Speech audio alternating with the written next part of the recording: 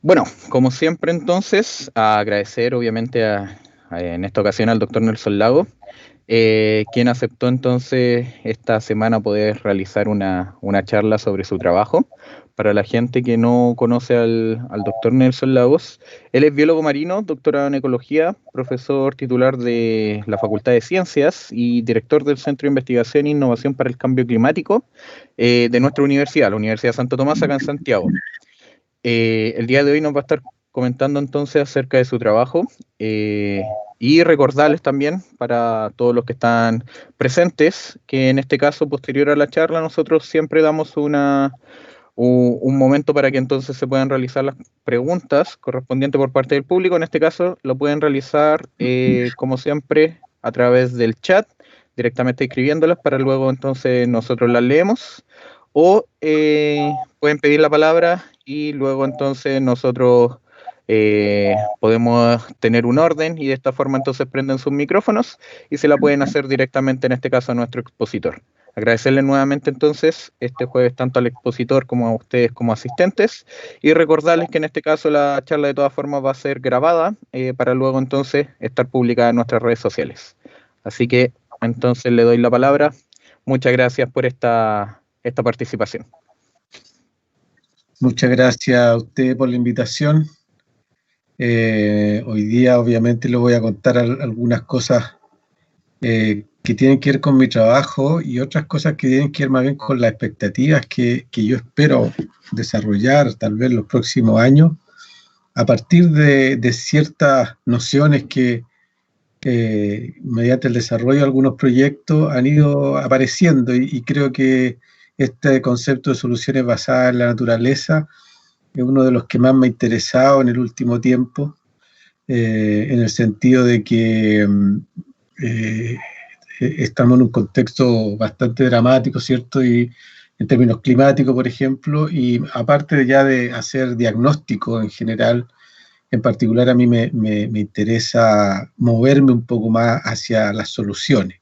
Ya yo creo que tenemos un diagnóstico claro en términos de el impacto humano en diferentes sectores del planeta, y ese diagnóstico ya no implica que hay cierta urgencia para abordar o desarrollar algunas soluciones para enfrentar ese tipo de problemas. Y en esta noche entonces le voy a hablar de estas soluciones basadas en la naturaleza que voy a tratar de explicárselo y desde una perspectiva particular, como me presentaban recién, yo soy biólogo marino, así que les voy a hablar de moluscos marinos y de los esqueletos o las conchas con las cuales se construyen estos organismos y cómo pueden ser usados tal vez para promover estos conceptos de buscar soluciones basadas en la naturaleza. Obviamente todas estas investigaciones y algunas cosas que les voy a mostrar aquí no son solo mías, hay varios colaboradores de diferentes instituciones que están ahí en sus logos representados. Es difícil trabajar solo en estas cosas, pero en general trabajamos de manera colaborativa y entusiasta en este tipo de problemas. Les voy a hablar entonces de nuestra casa en general, de los habitantes de nuestra casa, que la tenemos bastante olvidada. O sea, el planeta Tierra es el único planeta que sabemos que hay vida, ¿ya? Y pareciera que esa definición por defecto no nos importara mucho en general. Debemos cuidar la vida en general porque solo sabemos que hay aquí.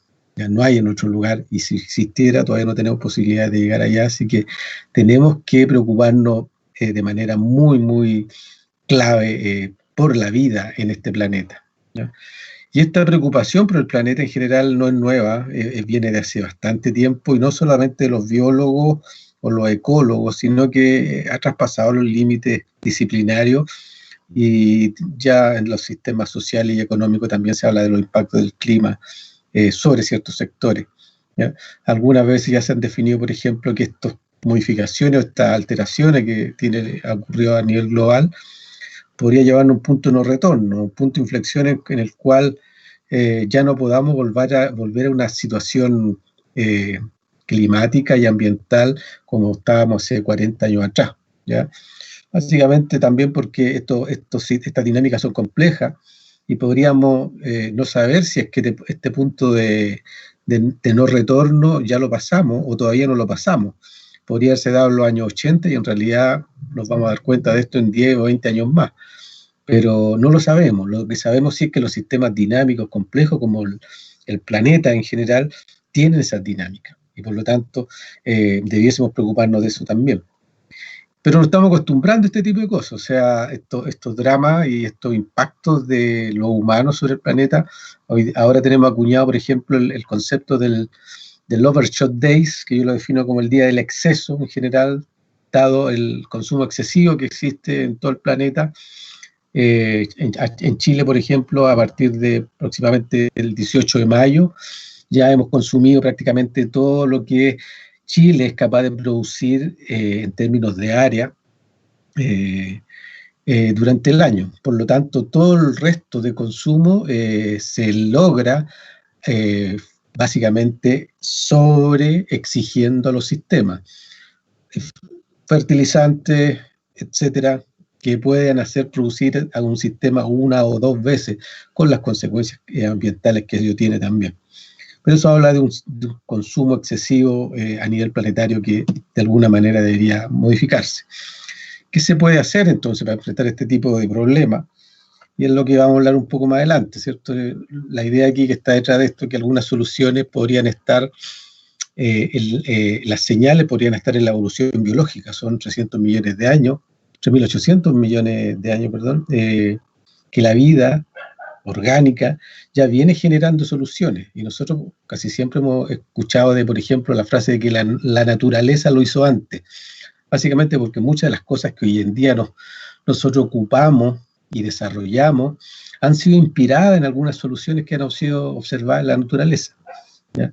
Eso entonces nos indica que debemos valorizar la biodiversidad, la vida que existe en este planeta, y para eso debemos tener algunos cambios de comportamiento, obviamente. No solo de comportamiento, sino que en la forma en que nos relacionamos con la naturaleza. Debemos aumentar radicalmente nuestra eficiencia productiva. O sea, el concepto de eficiencia es un concepto que en los sistemas económicos lo entienden muy bien, pero si uno les dice a los economistas y a los productores industriales que hoy en día somos súper ineficientes, pero extremadamente ineficientes, no lo creen, ¿ya? Creen que la manera en que están produciendo, digamos, bienes, servicios y riqueza en general, está bien hecho, ¿ya? O es lo mejor que se podría hacer. Es dramáticamente ineficiente. Nosotros tenemos una gran pérdida de materiales en general, por diferentes razones, que debería mejorarse la forma en que se tratan todos estos procesos productivos para generar más beneficios al ambiente sobre todo. Una de las necesidades es cerrar los ciclos de producción. En general, todo ciclo productivo tiene externalidades que se le denominan, que son desechos, que se eliminan al ambiente y alguien paga esos costos. Básicamente no los pagan los productores o la industria asociada a eso, son comunidades, por ejemplo, quinteros, o sea, ese tipo de zonas de sacrificio son los que pagan estos desechos de la producción que no son contemplados en el ciclo productivo. Por lo tanto, se debe cambiar esa noción, ¿ya? Porque en la naturaleza no existen desechos, ¿ya? En la naturaleza los desechos son materia prima para un segundo y un tercer proceso y así sucesivamente.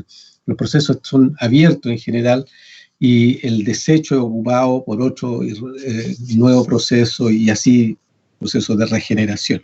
Entonces hay conceptos que deberíamos empezar a incluir de manera más dramática en nuestra forma de relacionarnos con la naturaleza, reciclar, innovar. Todo esto está metido dentro del concepto, por ejemplo, de economía circular, que hace sentido también a los sistemas socioeconómicos, pero tiene que ser mucho más radical el enfoque, dada la urgencia de estas necesidades. Entonces hoy día yo les voy a hablar algunos nuevos conceptos también, como estas soluciones basadas en la naturaleza, y a lo largo de la presentación voy a usar dos conceptos que son claves en esta búsqueda de estas soluciones, ¿ya? La bioinspiración y la biomimética. Es bastante compleja y amplia esta definición de las soluciones basadas en la naturaleza, pero en general hoy día yo me voy a referir un poco, por ejemplo, a la restauración, desarrollar estrategias de restauración usando las soluciones que nos ha enseñado la naturaleza. Y algunos casos específicos, digamos, también de cómo, por ejemplo, los moluscos nos podrían ayudar o gatillar ideas y desarrollar algunas innovaciones biotecnológicas con ciertas aplicaciones, ¿ya? Todo esto entonces es básicamente mirar la naturaleza, ver cómo lo hizo y tratar de buscar de ahí alguna solución que pudiese darnos algún beneficio a la sociedad, y que estas soluciones obviamente estén enmarcadas dentro de esta mirada más con menos impacto hacia el ambiente. Entonces, en general les voy a hablar de moluscos, de una gran diversidad, son entre 41.000 y 53.000 especies, ¿ya? Con forma muy caprichosa, muy distinta, pero caracterizados, por ejemplo, por los esqueletos de carbonato que tienen, las conchas de moluscos, las caracolas de los moluscos, que son las que envuelven y en las cuales las estructuras rígidas que se protegen y le da sostén a sus tejidos blandos, ¿ya? Han sido muy estudiados. Darwin se interesó en su viaje a lo largo del mundo, a través del mundo, de los moluscos en particular, y se preocupó y se preguntaba, o se hacía preguntas en torno a la estructura de este material del carbonato, para qué podría servir también. Se plantea ese tipo de preguntas, ¿no? ¿Cómo lo construyen y cómo se podría utilizar? ¿Cómo podríamos aprender a hacer eso? Tienen una diversidad enorme de formas y de colores, y se han desarrollado estudios bastante avanzados de cómo, para responder preguntas clásicas de esta disciplina, que son, por ejemplo, cómo se generan los patrones de colores. En general se dice que hay un sensor en el borde del tejido orgánico que está en contacto con el borde de las conchas, por ejemplo, y ahí hay un tejido neural que va depositando pigmento y va apagándose o encendiéndose, generando estos patrones de coloración. Bajo ese esquema, por ejemplo, se han desarrollado algunos modelos matemáticos y se ha logrado reproducir estas formas de coloración que tienen, estos patrones de coloración que tienen los moluscos. La forma es otro tema también.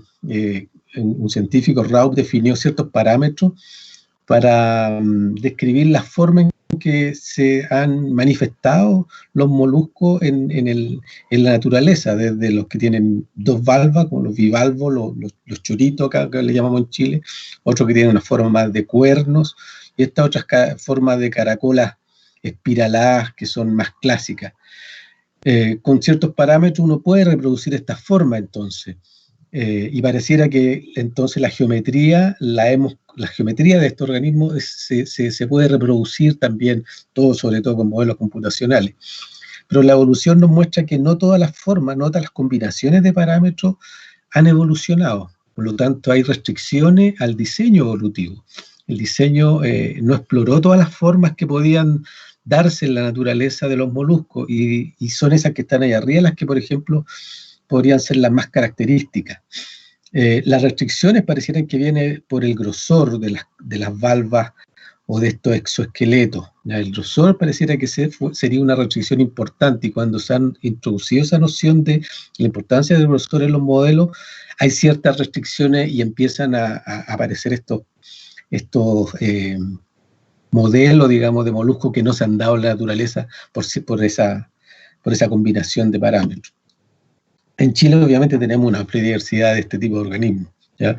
Y aquí yo les muestro arriba moluscos, pero también están los crustáceos, el picoroco gigante, que nosotros tenemos acá en las costas, que todos producen estos esqueletos de carbonato, se protegen protegiendo su cuerpo con esta cerámica de carbonato. Y a lo largo de la costa de Chile, básicamente, es un laboratorio natural donde uno puede ver cómo diferentes organismos enfrentan la variabilidad del ambiente, generando ciertas innovaciones en sus patrones de coloración, en sus patrones de forma, de grosor, etcétera, y que nos habla entonces de esta conexión que hay entre los aspectos orgánicos y ambientales. Por lo tanto, a nosotros nos preocupa qué es lo que ocurre en términos ambientales sobre estos organismos, ¿ya? En particular, en este contexto de aumento de emisiones de dióxido de carbono que les decía al inicio, debido a la quema de combustible fósil, ¿ya?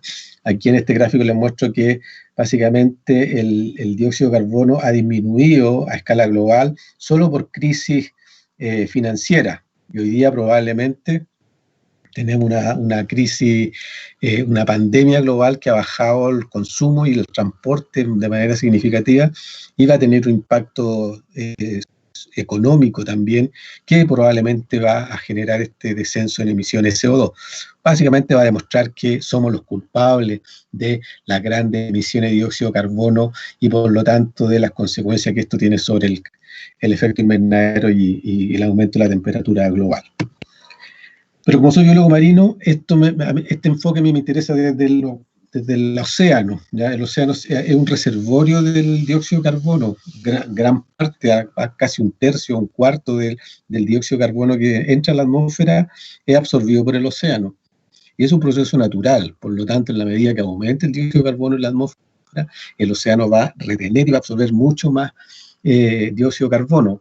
Ese proceso de la entrada del dióxido de carbono en el océano es lo que conocemos como acidificación del océano, y básicamente un descenso del pH, que está acá en esta línea roja que les muestro, un descenso del pH proyectado para fines de este siglo y el año 2100, y es un descenso en pH que no ha sido observado, por ejemplo, en esta serie de tiempo en los últimos 800.000 años. ¿Ya? Y algunos estudios incluso están hablando de que el pH ha sido relativamente estable durante los últimos 65 millones de años.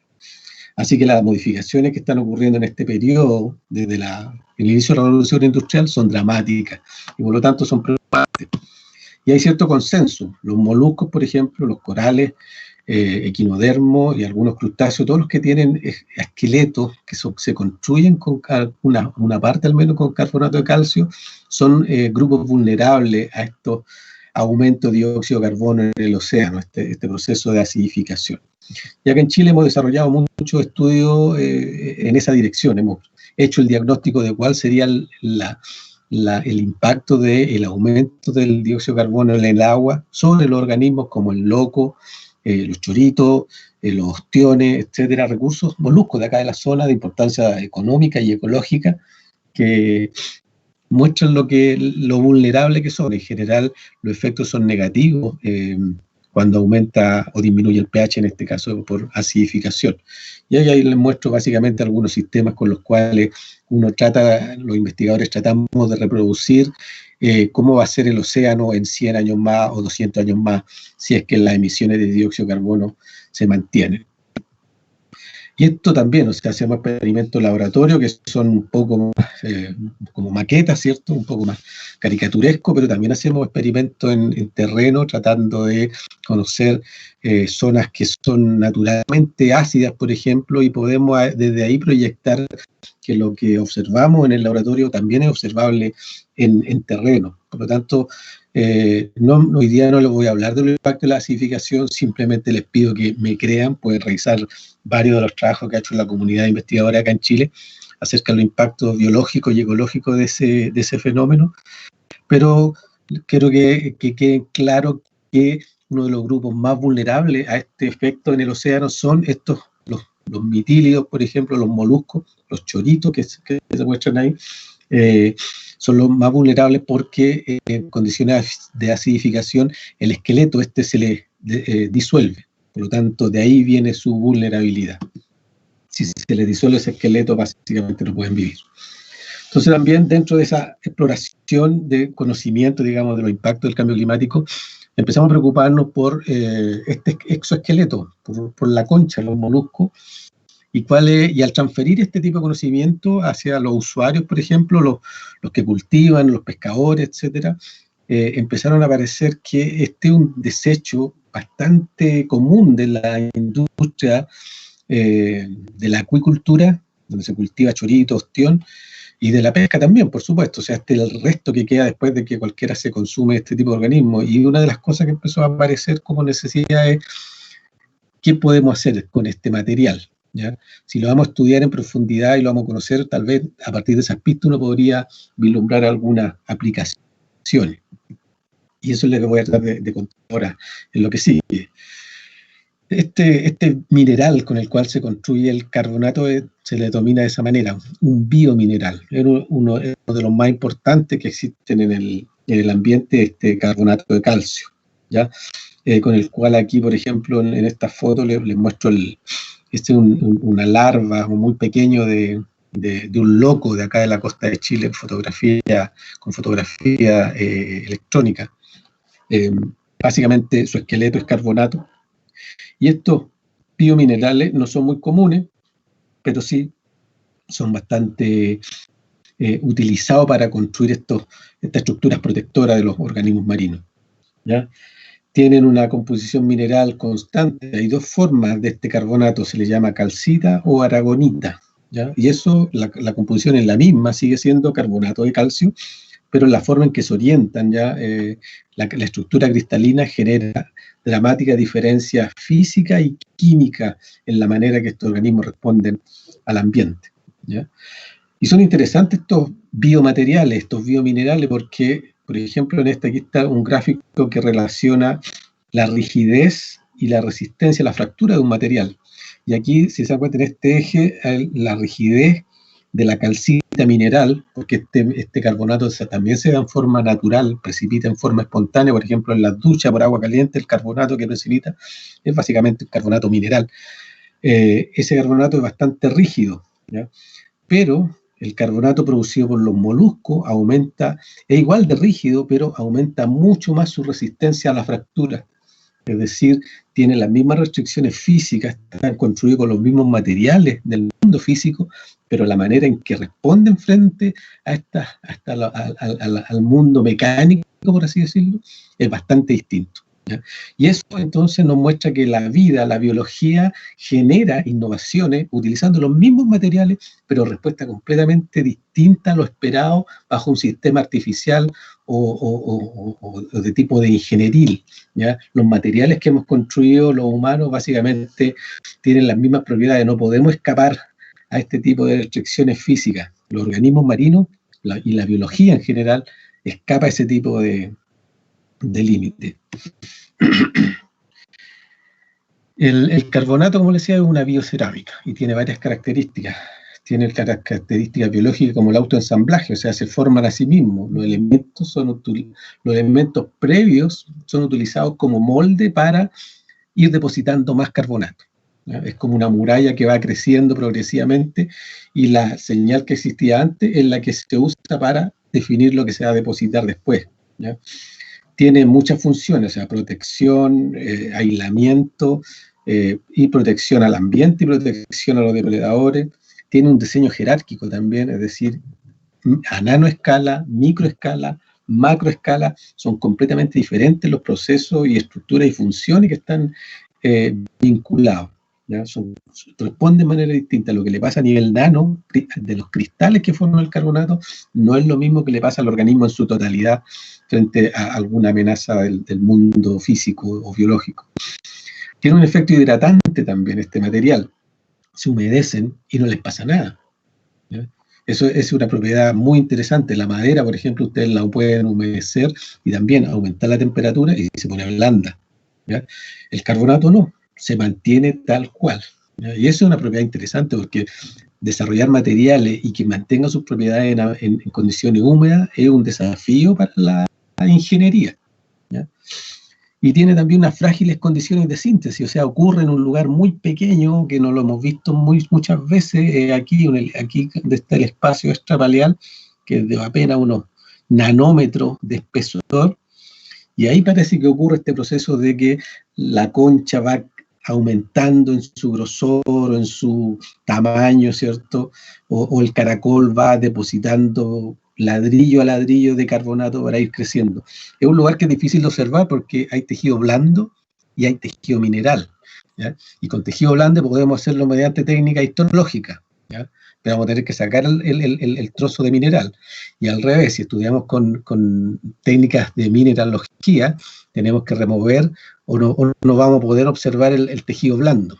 Observarlo simultáneamente los dos es súper difícil, ¿ya? No hay muchas personas que lo desarrollen, ni mucha instrumentación que se haya enfocado en este tipo de problemas de ver algo blando y duro simultáneamente. No es fácil de resolver, pero hay algunas técnicas ahora que están generando más luz acerca de cómo trabajar con este tipo de problemas, de cómo y dónde ocurre la formación y la precipitación del carbonato de calcio en estas condiciones. Y esta otra foto que les muestro acá arriba, esta es la forma brutal que tenemos los humanos de producir una cerámica, ¿ya? Muy costosa energéticamente, y mientras que los organismos marinos lo producen a temperatura ambiente, con las mismas calidades, de términos de rigidez de una cerámica y con una resistencia varias órdenes de magnitud mayor.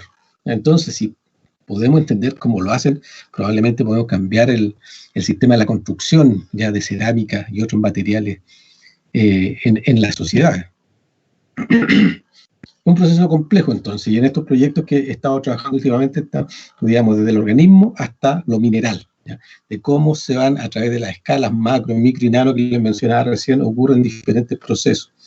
Y para eso necesitamos integrar, ¿ya? Integramos varias disciplinas, la ecología, que trata de hacer que el organismo, la biomineralización, que trata de comprender cómo se produce el carbonato en sí, cómo la estructura biológica genera este mineral, y la biomecánica, de cómo resiste o qué ventaja o desventaja podría tener una cierta estructura frente al ambiente o sus depredadores, etc. Ahí les muestro algunas fotos, por ejemplo, esas perforaciones en organismos, básicamente es por interacciones del depredador. El depredador perfora la valva o este esqueleto, ¿cierto? Y puede consumir a la presa en su interior. Entonces es muy importante saber qué tan rígido, qué tan duro este material para que un organismo pueda generar este tipo de patrones. Y eso es lo que nos enseñan los biomecánicos. Los biomecánicos nos tratan de decir qué tan resistente, qué tan flexible, por ejemplo, y dónde están las formas en que se distribuyen las fuerzas en un organismo como el ostión en este caso. También qué tan duros son aquí en la figura C, este cuadrado con estas bisectrices, son lo que está mostrando es básicamente un punzón que penetró sobre la superficie de la valva de este ostión, ¿ya? Y mientras más penetre, menos duro, ¿ya? Y mientras menos penetra, más duro. Entonces ahí hay más formas de ir abordando estas preguntas de qué tan resistentes o rígidos son. También estas muestras como hueso de perro, no sé si las ven ahí, que se obtienen de las valvas, pueden ser sometidas a presiones, tirados, rotados, varios torcidas para conocer cómo responden a diferentes presiones de fuerza mecánica. El material también mineral se utilizan básicamente todas las mismas técnicas que se utilizan en la mineralogía, ¿ya? Para comprender si a veces están formados por aragonita o por calcita, mediante técnicas de difracción de Rebecki se hace regularmente eso. Pero este mineral es un biomineral, tiene una composición orgánica, ¿ya? Y se han desarrollado, por ejemplo, técnicas, ¿ya? Como esta FETIR-ATR, que es básicamente un haz de luz, un láser que golpea sobre la superficie y dependiendo de las moléculas orgánicas que estén intruidas o dentro de esta matriz cristalina del mineral, se generan ciertas señales que pueden ser graficadas, ¿cierto? Y uno puede conocer, por lo tanto, cuáles son los componentes, los sulfatos, polisacáridos u otros grupos orgánicos que forman parte de este mineral, ¿ya? Y se dice también que esa parte blanda, esta parte orgánica que tiene este exoesqueleto, el que les confiere esas propiedades raras, de que pueda ser rígido, pero al mismo tiempo no romperse ya tan fácilmente, tener más resistencia a la fractura. O sea, es una parte como que acolcha, o le da cierta esponja para que ocurran o disipar la energía y el organismo no se rompa. Otras técnicas que se usan también son la microscopía electrónica, por supuesto, EDBS, que básicamente para conocer las señales de los cristales que están formando una superficie, y ahora últimamente el micro-CT, que es básicamente un tomógrafo más pequeño nomás, que se utiliza para este tipo de organismos, para empezar a hacer reconstrucciones tridimensionales de estos organismos, ¿ya? Aquí hay una mezcla de estas cosas, un diente de acantina, un depredador un carnívoro de acá en la costa de Chile, y nos preocupamos por conocer qué tan duro era este material y qué estructura tenía. Varias cosas se pudieron ver aquí en este análisis con imágenes de electrónica, por ejemplo, que aquí se rompió ese diente, pero el organismo lo regenera y lo regenera bastante bien. Y parece que esas señales de que se rompió en algún momento, a lo mejor en una roca, o tal vez con una presa que no era tan blanda como se lo esperaba, y se le rompió su diente y no pudo trabajar, ¿cierto? Pero bueno, lo puede seguir recuperando. Aquí, como es color azul, por ejemplo, indica que es completamente calcítico este material. Entonces, a partir de estas observaciones y con las propiedades que uno puede manipular con asociadas a energías, básicamente, en este tipo de análisis, se puede identificar qué tipo de cristales también forman esto. Y como les decía, este tipo de información es relevante en este contexto, cuando estamos viendo el impacto de la acidificación o el cambio climático sobre la interacción de depredador-presa. Esto es un experimento que desarrolló un colega ahí en Quintana, en un laboratorio donde teníamos instalado un sistema que recrea las condiciones de calentamiento global o de acidificación del océano, y ahí uno puede poner estos escenarios con organismos que están experimentando esto y cómo podría modificarse la interacción entre el depredador y una presa. También algunos efectos, por ejemplo, dramáticamente aumenta la rigidez de el chorito que está en las costas rocosas de acá de Chile central, en toda la costa de Chile en general, en condiciones de acidificación desde un pH 8, disminuye el pH a 7.6 y aumenta la rigidez en forma significativa. Eso muestra que los organismos de alguna manera modifican sus patrones de desarrollo para responder al ambiente. Y obviamente esto es un poco más complejo, que hay diseños bastante laboriosos que se requieren hacer para poder tener todo ese tipo de combinación de factores y efectos. Algunas cosas como el micro-CT que les contaba recién, nos permite observar los organismos en 3 dimensiones sin romperlo. Eso es algo que no podíamos hacer hace 5 años atrás, no lo podíamos.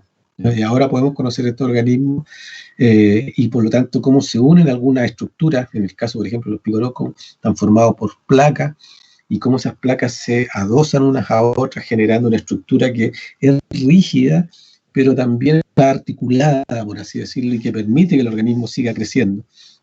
No es que esté encerrado en estas cajas este organismo, sino que esta caja es dinámica, tiene ciertos grosores particulares y cierta estructura interna y externa que son, bueno, definitivamente fascinantes, y recién las podemos observar con mayor detalle utilizando estas técnicas. Y también nos podemos ya empezar a hacer otras preguntas. Por ejemplo, aquí en amarillo, en naranja, está un ostión, un modelo tridimensional del ostión, y aquí al lado, mediante un proceso matemático, ¿cierto?, le hemos removido las estrías que tiene.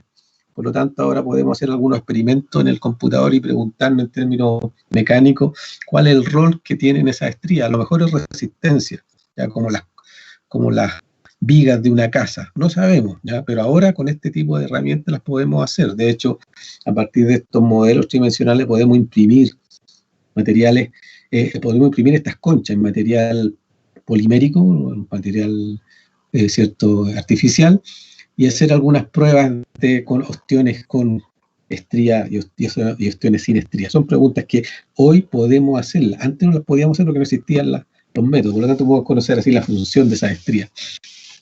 A partir de eso, entonces, con todo ese conocimiento uno profundo que empieza a desarrollarse, ecológico, mineralógico y además mecánico, empezaron a salir estas preguntas de para qué, conociendo estas propiedades, qué podríamos hacer, ¿ya? Y también no es una pregunta nueva, o sea, ya hay bastante avanzado y interés en estos biomateriales marinos. Ya, como les decía al inicio, Darwin se interesó en esto, ¿ya? Y en general, les quiero contar de ahora en adelante es que no son un desecho. O sea, básicamente una concha que ustedes vean por ahí, es un esqueleto de un picoroco o de una caracola, es un material que podría tener alguna aplicación y sobre todo en el océano. Y ahí lo vamos a ir viendo. Entonces, el observar este tipo de procesos y de estructuras, ¿cierto?, y funciones que tienen los organismos marinos sobre todo, genera opciones para ir desarrollando estas innovaciones tecnológicas. El viso con el cual se adhieren los organismos, los choritos, a las rocas, ha sido foco de estudio para, por ejemplo, el desarrollo de todos estos pegamentos o adhesivos que pueden pegar sobre húmedos, ¿no? Es una solución muy interesante, porque es muy difícil pegar sobre húmedo. Ustedes probablemente lo han intentado. Es imposible poner un scotch sobre algo, una superficie que está húmeda. Bueno, los choritos pueden hacerlo, pegar superficie húmeda y desarrollar esta adhesión aún en sistemas muy expuestos. Esa simple observación generó toda una industria, ¿ya? La gotita, el Loctite y varios otros vienen de esa observación. Entonces aquí hay una solución, ¿cierto?, que está enfocada o inspirada a partir de este proceso que desarrollan los organismos marinos en la naturaleza, ¿ya? Es importante conocer la magnitud de este desecho, entre comillas, que tenemos acá en Chile. Nosotros somos uno de los más, después de China, obviamente, somos los más importantes productores, o el segundo productor de moluscos, ¿ya?, en todo el mundo. Entonces tenemos una cantidad de esqueleto de carbonato de calcio por ahí que estamos sacando del océano y poniéndolo, por ejemplo, en los vertederos, que es dramático. Estamos hablando probablemente de 300.000 toneladas al año, tal vez más. Y a lo mejor ustedes se acordarán, porque había un colapso en el vertedero de Chiloé, ¿ya? Gran parte viene porque hay mucho desecho orgánico y que puede ser gran parte también de la acuicultura que se desarrolla en esa zona, que colapsan los vertederos. De hecho, los mitilicultores de esa zona han contado que ya están botando sus desechos cerca de Los Ángeles y en zonas más al norte de Chiloé, porque básicamente están colapsados. ¿Qué hemos hecho en este tipo de escenarios de preguntarnos para qué serviría esto? ¿Ya? Varias cosas. O sea, por ejemplo, un estudiante de la Universidad de Santiago está trabajando en producir una biocerámica a partir de restos de ostión. Y otro colega de la universidad, Miguel Castro, nos ayudó, por ejemplo, a preguntarnos si tenían algún rol fungicida, ¿ya? Y hay algo de eso. También aquí en esto se muestra, por ejemplo, el rol bactericida que tienen, ¿ya? Pero básicamente aquí están, cuando hemos puesto, por ejemplo, conchas de picoroco, esqueleto de picoroco, hay un efecto inhibitorio sobre algunos hongos, ¿ya? Débil, pero hay, ¿ya? Y en el caso, como les decía también, de la actividad bactericida, ahí está el control, digamos, el antibiótico industrial, por así decirlo. Pero si se dan cuenta, hay algunos halos más pequeños producidos por organismos marinos, básicamente, ¿ya? Moderado, modesto, pero lo tienen. Tiene un efecto bactericida también, no de la magnitud del bactericida comercial, inocuo, es carbonato, ¿ya? No necesita toda una industria farmacéutica, química, por así decirlo, para producir este material. Ya básicamente lo produce la naturaleza y podría ser inocuo en cualquier sentido. Colega de la universidad también, de la Adolfo Ibáñez, Juan Francisco Ibanco, está estudiando si células germinales, ¿ya?, pueden adherirse al carbonato y, por ejemplo, generar osteoblastos. Es una pregunta que él se hizo, por lo menos hasta ahora se ha dado cuenta de que pueden vivir, que se pueden desarrollar, empiezan a generar estas prolongaciones, de tal manera que el ambiente de estar en contacto con un polvo, básicamente, de carbonato, no le afecta mucho, ¿ya? Esto es interesante también. Por ejemplo, en Nueva Zelanda se ha probado como una capa de conchuela, ¿cierto?, es repelente de peste agrícola. ¿Ya? Todavía no se sabe muy bien los mecanismos cómo opera esto, pero por ejemplo se protegieron viñedos, ¿ya? En lugar de utilizar fertilizantes u otras técnicas para evitar las hierbas anuales, se utilizó básicamente una capa de conchuela, y esta capa de conchuela fue capaz de inhibir varias pestes que existían en viñedos de Pinot Noir, ¿ya? Entonces son interesantes las aplicaciones que uno pudiese ver solamente por utilizar este carbonato. Entonces hay algo que está relacionado en el mineral este que pudiese tener aplicaciones más allá, digamos, de la solo biotecnológica. Hay que acordarse de que los suelos calcáreos, por ejemplo, tienen carbonato y es donde se produce el mejor vino, ¿ya? Son algunas de las características del suelo aquí en Chile, ¿ya? Nos falta conocer entonces los mecanismos, porque en este estudio, por ejemplo, se demostró que el vino no perdía sus propiedades organolépticas, lo que es crucial, porque eso es lo que se quiere mantener, si eso es su sabor, textura, lo que sea, pero se puede evitar incrementar los costos, por ejemplo, y además el impacto utilizando herbicidas industriales. Estamos tratando de hacer este tipo de pruebas también en la Universidad de Santo Tomás.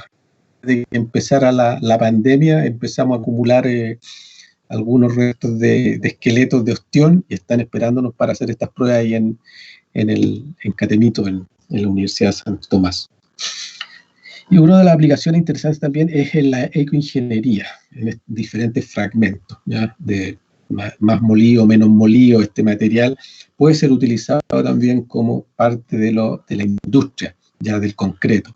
Y eso lo voy a hablar un poco hacia el final. Quiero ponerme un paréntesis en este concepto de la bioinspiración, básicamente que es imitar estructuras y funciones de los sistemas, ¿ya? Por ejemplo, aquí tenemos una araña, ¿cierto? Y aquí hay un robot, una araña robot, ¿ya? Aquí está la telaraña de la araña y algunos de la visión de los ojos, ¿ya? Todos estos puntos del conocimiento de la araña han gatillado bastantes preguntas. Por ejemplo, el de que tienen ojos múltiples ha generado la investigación de cómo a partir de diferentes cámaras se puede reconstruir una imagen, ¿ya? Hacer imágenes tridimensionales, etcétera. La robótica, debido a la forma que están articuladas también estas arañas, ha diseñado este tipo de robot que hay ahí. La estructura geométrica de la araña también ha gatillado las preguntas de si explica algo del funcionamiento de una araña, si estando bien ambientalmente va a ser una telaraña adecuada, pero si algo cambia, cómo afecta la construcción de la geometría de su tela. El Viagra natural que existe en algunas arañas, ¿cierto? También viene de esa observación de las propiedades de la picadura de la araña. Acuérdense que en Chile tenemos el dicho, el picado de la araña, y de ahí, ¿ya? De que hay ahí entonces un compuesto, un principio activo que puede ser de interés para utilizarlo, ¿ya? Aquí, por ejemplo, alguien también se preocupó de la estructura, observó la telaraña, y hubo un experimento que realizaron científicos de la NASA, lo hicieron esto para ver cómo afectaba los cambios geométricos en función de diferentes drogas que se les daba, marihuana, benzedrina, cafeína y otras. Y hay una transformación radical, digamos, en la forma en que las arañas construyen su tela, ¿ya? Por lo tanto afecta su comportamiento. Pero bueno, ahí esa modificación, un artista se inspiró, diseñó estos contenedores de fruta. ¿No? Muy interesante, un proyecto que lo pueden buscar en la red. La bioinspiración, por ejemplo, la arquitectura también, Gaudí en la Catedral de Sagrada Familia, su espíritu, lo que quería, digamos, era reproducir esta entrada, una especie de bosque con estas columnas y que se regocije el espíritu, ¿ya? Hay un proyecto en que también era hacer salas de clase invernadero, por así decirlo, donde se pudiese tener la biodiversidad biológica, vegetal en general, bien protegida para los estudiantes. La forma de construir esto no estaba muy bien definida y cuando se definió seguir principios naturales, ¿ya? Bien inspirados, basado básicamente en la ley de Plató, ¿ya? De ángulos integrados, pompas de jabón entre las espumas, por ejemplo, que le da estabilidad a los materiales. Se pudieron construir estos domos y que probablemente sea la forma en que se explore las colonias en Marte mucho tiempo más. Este proyecto es la sala de clase más grande del mundo, ¿ya? Y aquí están las técnicas bioinspiradas, entonces, que nos permiten a lo mejor desarrollar exploración espacial más adelante, no sabemos, pero utilizando estas breves pistas que nos da la naturaleza se pueden construir grandes soluciones. Los robots blandos hoy en día, por ejemplo, ya no se trata de tener esos robots articulados, sino que más bien que repitan o hagan movimientos que sugieren cierta funcionalidad. Entonces, por ejemplo, aquí hay una especie de estrella de mar que por diferentes mecanismos de presión de líquido en general, son lo que ocurren aquí nomás, conectado con unos chips, genera esta especie de agarre sobre un huevo. Entonces puede hacer repetir un proceso muy delicado a partir de observar estructuras y movimientos de una estrella de mar. Otro ejemplo de inspiración, los saltamontes nos chocan entre ellos, no sé si son enjambres, ¿cierto? Son insectos, son enjambres, pero nos chocan entre ellos porque tienen una superneurona, una gigante que les permite reaccionar y no tocarse entre ellos. Por lo tanto, se están desarrollando estudios en ese sentido para que, por ejemplo, los automóviles no tripulados o no dirigidos por el conductor puedan tener esta forma de operar y evitar cualquier choque. Es interesante porque obviamente la cantidad de fallecidos por choque en cualquier país es bastante grande. Así que a lo mejor la solución para ese tipo de cosas lo tenemos en el estudio de los saltamontes. Bueno, ya me había referido a esto de las conchas en las viñas, es un aspecto interesante, ¿cierto?, que debe reforzarse. Para ir cerrando, le voy a hablar de un tema que es asociado al carbonato en el concreto en general, ¿ya? Uno de los problemas que tenemos en las costas de Chile es la invasión, digamos, de estructuras nuevas y pérdida de hábitat natural, y por lo tanto pérdida de recursos biológicos o biodiversidad. Básicamente se construye artificiales, y aquí estoy mostrando Antofagasta, que es un caso entre 40 y 60 kilómetros de costa completamente alterada a lo largo del litoral de esa zona, dentro de la bahía de Antofagasta, con playas artificiales, con molos de abrigo, con puerto, con romplas, etcétera, y que eso ha implicado transformar la línea costa y agregar materiales, rocas de otros lugares para construir esta estructura. Y en general no tiene ni el ambiente antes, por lo tanto ha disminuido mucho su diversidad. Básicamente unos colegas describieron que atrapan basura, es lo único, no, sobre este material no se deposita nada, y por lo tanto el ambiente se va empobreciendo. Tienen propiedades físicas y químicas y térmicas también muy distintas, por lo tanto no son las más adecuadas para que los organismos puedan vivir ahí, de tal manera que hay un efecto inhibitorio. La forma entonces que construimos las costaneras en Chile inhibe a la biodiversidad, ¿ya? Para desarrollado esto que les quería contar de las soluciones basadas en la naturaleza, ¿ya? Que aquí está la mezcla de la bioinspiración y la biomimética asociada a este tipo de soluciones. Aquí les muestro, por ejemplo, un revestimiento biomimético de la superficie de la infraestructura costera que se ha desarrollado en Australia, ¿ya? El revestimiento básicamente son estos módulos y estructuras que tratan de imitar, por ejemplo, este hábitat natural costero, ¿ya? Y de esa manera entonces se han revestido paseos por el borde costero.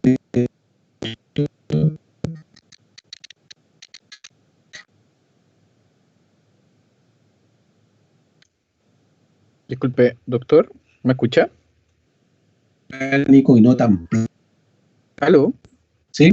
¿Sí? ¿Me escucha? Sí, Sí, es que se le fue por un momento el audio.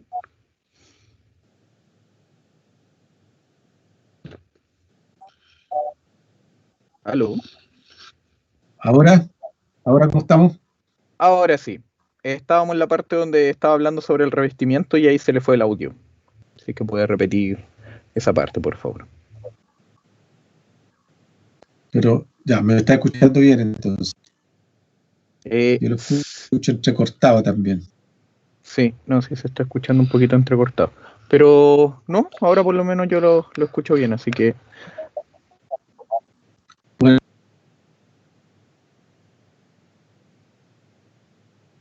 digamos, pensada desde la naturaleza, o sea, cómo está construida la naturaleza, el borde costero, cómo son los hábitats naturales del borde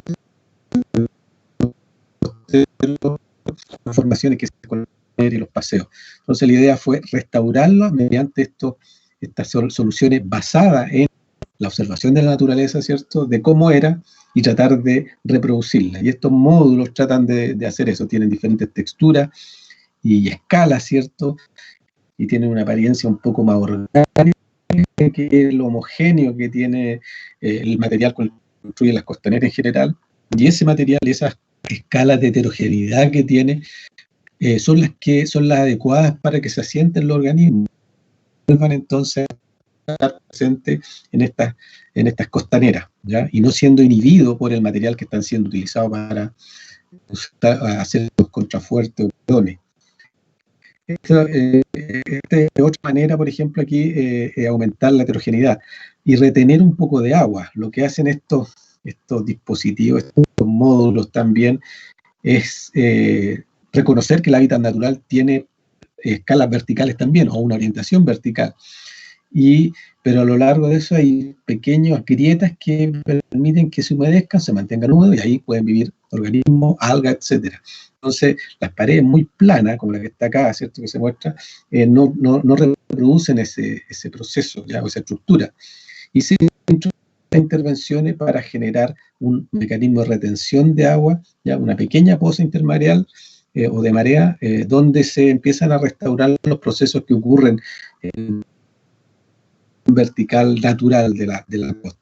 Esto ha sido desarrollado en Reino Unido, por ejemplo, este tipo de intervenciones, y que obviamente, dependiendo de las cosas ambientales, pueden los niños aquí, estudiantes, a ver lo que ocurre, el proceso de recolonización, y por lo tanto tienen un fuerte componente de educación ambiental también. Las pozas que existen a la orilla de la playa, rocosas en general, también son muy carismáticas. Son los niños en general, a mí me gustaba mucho ir a mirarlas cuando era más joven, ¿cierto? Y verlo, es un bosque en sí mismo, un ecosistema en sí mismo, ¿verdad? ¿Ya? También se han desarrollado estas pequeñas pozas que tratan de imitar ciertas características que tiene el ambiente natural. Primero la poza en sí, con su estructura, pero tiene varios niveles, y sobre estos niveles hay unas micro rugosidades también, o de menor escala, que ayuda a que los organismos puedan asentar, restaurando los procesos ecológicos que ocurren en este tipo de ecosistemas, ¿ya? Aquí hay un arreglo, esto es en Estados Unidos, Nueva York, en la costa de Nueva York, y esto en Hong Kong, ¿ya? Donde es un poco más, más oriental, ¿cierto? Más zen, por así decirlo, pero una estructura bastante similar en términos a lo que se muestra acá, de lo que es como debería ser la heterogeneidad de una poza intermareal, ¿ya? Y con esa intervención obviamente cambia radicalmente en términos estéticos la estructura de la costa, de cualquier paseo peatonal. Por eso, mejorar los servicios en términos de biodiversidad y los servicios ecosistémicos que entrega. Esto en Seattle, esto ya es una joyita, obviamente. Aquí hay todo un desarrollo ingenieril, ecológico, biológico y varias otras cosas, varias disciplinas mezcladas. Básicamente, estoy mostrando un buen malecón que tiene un piso de vidrio, ¿ya? Y sobre esto se pueden desarrollar todas las actividades rutinarias de una zona costera como esta, pero bajo esto están estas paredones que tienen esta especie de repisa y que tiene esta rugosidad que permite el asentamiento de especies, y además esas especies que se estimulan, que se asienten ahí, son la comida preferida de los alevines, que son los peces pequeños, los juveniles, de los salmones. Por lo tanto, bajo este lugar está ocurriendo toda una trama trófica, un ecosistema en sí mismo, ¿ya? Que fue restaurado pensando en cómo era la naturaleza, ¿ya? Son soluciones entonces basadas en la observación de la naturaleza. Se hicieron algunas pruebas primero, me cuenta que estas repisas, por ejemplo, son las que permitían que los salmones nadaran a lo largo de esta muralla, ¿ya? Eso les gusta, tener esa especie de repisa les genera patrones de comportamiento que se repiten, ¿ya? Y se generan entonces estos nados que desde arriba los paseantes lo pueden ver. Y además también necesitan luz a partir, si fuera esto oscuro no ocurriría el proceso, necesitan la luz natural para que se estimule el proceso de pasear por estos lugares. Así que la gente ahora puede ver cómo se restauran, digamos, las poblaciones y cómo crecen ahí mismo los alevines en un lugar donde están comiendo, paseando como si nada. Entonces aquí se están mezclando varias cosas, ¿ya? Es más bien un paisaje costero sostenible, ¿ya? Donde la infraestructura está pensada en cómo era la naturaleza, ¿ya? De tal manera de devolver ese tipo de procesos. Falta mucho por hacer en términos de estas restauraciones de la ecoingeniería en las costas. No se sabe, por ejemplo, lo que decía recién, si este material que se usa para las pozas tiene las mismas propiedades térmicas, tiene la heterogeneidad, tiene la estructura, la forma, pero no sabemos cómo responden frente al ambiente, frente a la temperatura. Y eso es crucial, por ejemplo, para el norte de Chile, sobre todo, pensando en el calentamiento global. Ese tipo de preguntas que hay espacio así llano y abierto para empezar a desarrollarla acá en Chile, ¿ya? Entonces, en general, tenemos que buscar soluciones en la naturaleza. Aquí tenemos el chorito que se llama de la roca acá en Chile, a lo largo de la costa de Chile, y aquí lo vemos construyendo una biocerámica a temperatura ambiente, ¿ya? Entonces debemos siempre hacer esas preguntas: ¿cómo lo hacen? ¿Cómo lo lograron hacer? ¿Cuáles son las ventajas y desventajas de utilizar ese tipo de estrategias de estos organismos para desarrollarse en estas condiciones, ¿ya? Es importante, o sea, tienen este carbonato muchas aplicaciones, pero también tienen muchas aplicaciones en el mismo lugar de donde pertenecen. O sea, el cultivo de molusco en general lo que hace es sacar este carbonato, ¿ya? Llevarlo a los restaurantes, por ejemplo, o a los supermercados, y las conchas no vuelven al lugar. En Estados Unidos ya se dieron cuenta de que eso no puede ser así. Tienen que volver al mismo lugar. Entonces nosotros en el proceso industrial de la producción acuícola de moluscos debe existir el concepto reciclar estos esqueletos, estas caracolas o las conchas de los bivalvos, ¿cierto? Reciclarla y devolverla al océano, ¿ya? Porque es el lugar donde pertenece y donde desarrolla ciertos procesos. Entonces aquí básicamente estoy tratando de imaginarme, introducir varias de estas nociones de bioinspiración, de biomimética, de economía circular y reciclaje en un sistema, ¿cierto?, donde parte del proceso productivo involucra el reciclaje, ¿cierto?, para una u otras cosas, ¿ya? De tal manera que ese tipo de nociones restaure de alguna manera los ecosistemas en los cuales se desarrollan estas funciones o estas actividades socioeconómicas, ¿ya? Aquí para ir cerrando, entonces, imagínense si tenemos, a partir de los mitílidos, de lo que se cultiva en el sur de Chile, podemos restaurar el suelo con el cual se produce el vino acá en Chile, ¿ya? Eso es súper importante porque, acuérdense, les decía yo, los suelos carbonatados son los que producen buenos vinos. Entonces hay una relación interesante que todavía no hemos explorado. A lo mejor si desarrollamos y hacemos o biomimetizamos el suelo, ¿cierto?, podemos a lo mejor cultivar vino en Marte, llevándonos estos domos que existen ahí en UK. Existen las preguntas, existen algunas soluciones, por lo tanto, hacia dónde puede ir este tipo de preguntas y soluciones es insospechado. Tenemos que irnos a este planeta, eso lo sabemos todos. Este planeta tiene los días contados, faltan harto obviamente, pero tenemos que irnos. Y obviamente tenemos que, desde mi perspectiva, que tenemos que llevarnos el vino también, es un patrimonio de la humanidad que no se puede perder. Pero ahí están varias preguntas entonces que uno pudiese abordar. Entonces la última sugerencia es aprender de la experiencia de estos 3.800 millones de años de la evolución orgánica. Las soluciones basadas en la naturaleza están ahí. Simplemente hay que ponerle ojo, meterse de manera profunda en el conocimiento de estos organismos, u otros probablemente, y buscar soluciones que sean amigables para todos. Eso, muchas gracias.